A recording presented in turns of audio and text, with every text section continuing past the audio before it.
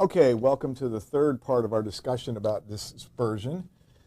This time we're going to talk about something called the standard deviation. Last time we talked about the mean deviation, but this time we're going to use something called the standard deviation.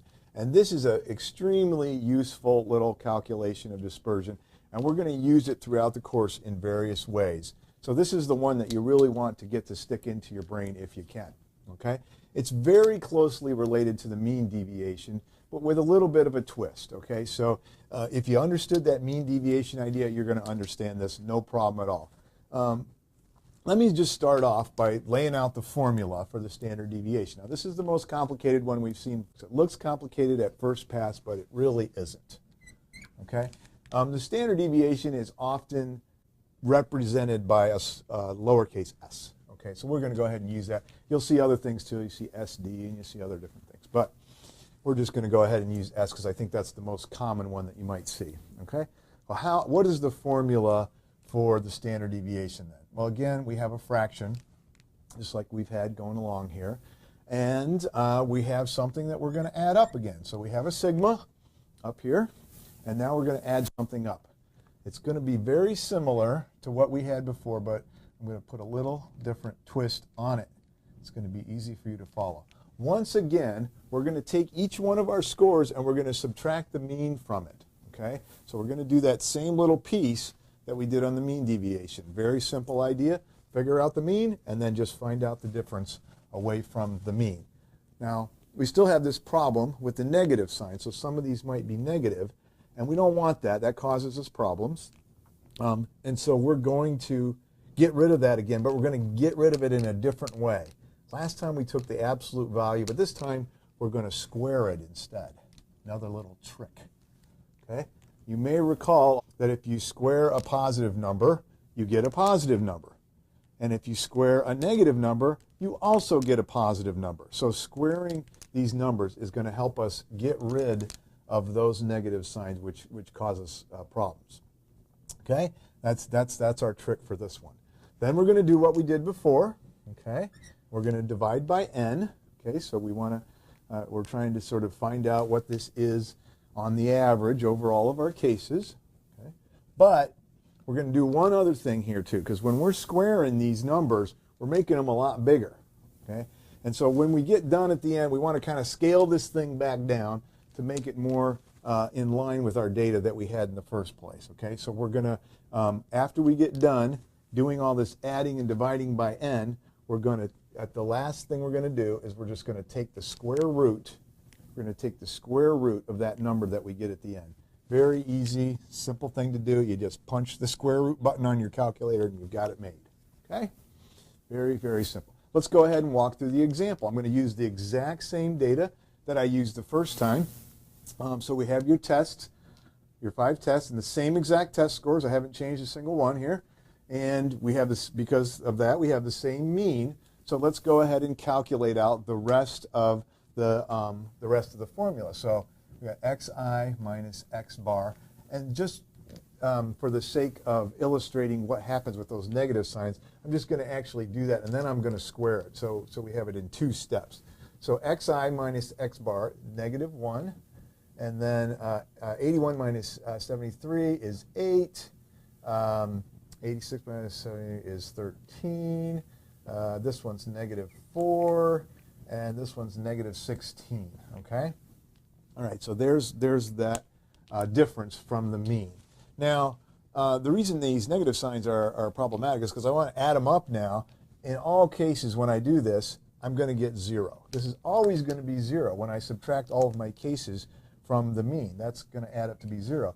And so that's not really going to help me differentiate one kind of data from another because it's always going to turn out to be 0. If you add that up, you'll see it's 21, 8 plus 13 is 21, and 1 plus 4 plus 16 is 21, 0. So that's one reason that we got to get rid of those negative signs. So let's go ahead and do that. Our next step would be to take this thing and then just square each one of them. Okay, that's an easy thing to do. 1 squared is 1, 8 squared is 64. Times 13 is 69, 16, and 16 ahead, but it's 256 it turns out to be. Okay, now I've got all positive numbers. I've got these pieces up here, and so now I'm going to use my sigma sign, and I'm going to add them all up. Calculating. Oh, 506, great. Okay. Really good at adding. Okay. So that's what that turns out to be. All right, so now I've got the top part of my fraction again, and I just need to do the last couple little steps. Okay, so 506 divided by n is 5. That equals, what does that equal? 101.2. And then the last piece is I have to take the square root of that. The square root of 101.2 equals 10.06. And that's the standard deviation of this data. That's the standard deviation of this test data. There you go. We did it. You did it. You used this sort of complicated looking formula and you ended up calculating the standard deviation. You didn't do anything hard along the way. It's all very simple. You just take it step by step. And you see what we end up doing is getting a number that tells us something about how close all these scores are to the mean. Let me do one last thing here just to demonstrate how the standard deviation moves, how that calculation changes if the data gets more dispersed. Okay? So you do the same thing as it gets less dispersed, but let's just do one where it gets more dispersed for the sake of showing you how this happens. Let's suppose that at the end of the semester I'm looking back over the tests and the grades and I see a mistake. I'm like, oops, you actually did better on that test number 3 than I thought. You didn't get an 86, you actually got an 88. You actually did a little bit better. So on your very best score, you actually got a higher score than we thought, okay? But as I was doing it, oops, I also noticed another problem. You didn't do as well on the final as I thought. I made a mistake grading, and so instead of 57, you only got a 55, okay? So what have I done now? I've changed the data, and I've made it more variable, more spread out, because I took the top score and I moved it up a little further, so it's spread out a little bit more. And I took the bottom score and I moved it down a little bit, so the data's more stretched out.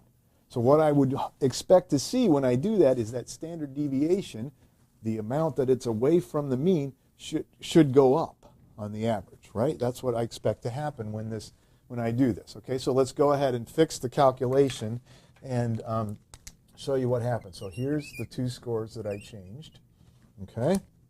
And so now I'm going to go over here and just recalculate the rest of this to make it work, to figure out the calculation. So instead of 13 difference, this one's now actually 15 away. And the rest of them stay the same, obviously, because I haven't changed anything there. And then this one, instead of being 16 away, it's now 18 away, minus 18, okay? Those still add up to 0. The mean is still exactly the same, okay, because one went up and the other one went down, so they balance each other out. These still add up to 0, but the squares are going to change, okay? So instead of 169, this one's 225 now, bigger number, and the square of 18 isn't 256, it's 324. And then when I add those all up, it's going to be bigger too. It's going to be 630, okay? And then I just got to plug that into the last little bit here. Instead of 506, again, I have 630. And that turns out to be 126. I divide it by 5. And then the last little bit, what's the square root? Which we don't know off the top of your head, and I don't either. I get to punch my calculator. But the square root of 126 turns out to be 11.22. Okay? So that's the standard deviation of this new data, and you can see that it's just a little bit bigger than the standard deviation that we got before. Before it was 10.06. Then I spread the data out a little bit more, and that caused, through this mechanism of calculation that we did here, caused the standard deviation to get bigger. So we can say that this data is more dispersed than the data that we had before. And now you see how it works. Very simple, very straightforward. You can do a couple of practice problems that we've given you to make sure that you have this in your head. And I really like you to focus on that, because this is an important piece that we're going to use as we go through the remainder of the course. Okay, see you next time.